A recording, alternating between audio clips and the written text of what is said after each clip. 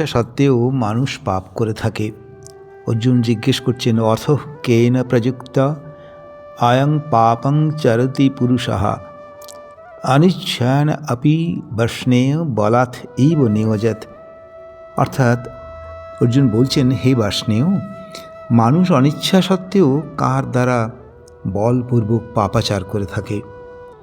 ভগবান বলছেন, কামঃ এষ ক্রোধ এষ রজঃগুণ সমুদ্ভবঃ মহাশানো মহাপাপনা বিদ্ধি এনম ইহ বৈরিণাম। অর্থাৎ কাম ও ক্রোধ উৎপন্ন হয় রজগুণ থেকে। এটি দুষ্পূরণীয়, যা কিছুতেই তৃপ্ত হয় না। মহাপাপীর এই দুটিই হল মহাশত্রু। কাম কি? এটি আমার হোক, আমার মনমতো হোক, এটিই হলো কাম। অর্থাৎ আমার মতো হোক সবই, এটাই কামনা।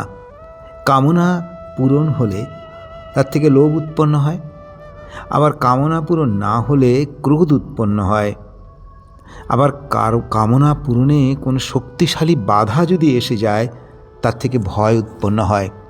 তাই তিনি আবার বলছেন, ধূমেন আব্রিয়তে বহ্নি যথা আদর্শ মলেন চ যথা উল্বেন আবৃত্ত গর্ভ তথা তেন ইদম আবৃতম।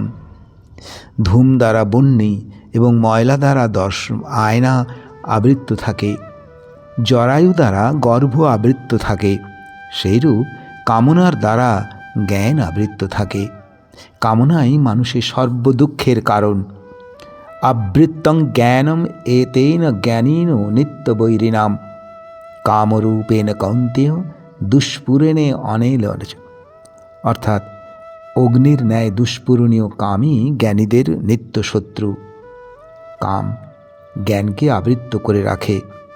অর্থাৎ এই কামনাই হল মানুষের সর্বদুঃখের কারণ।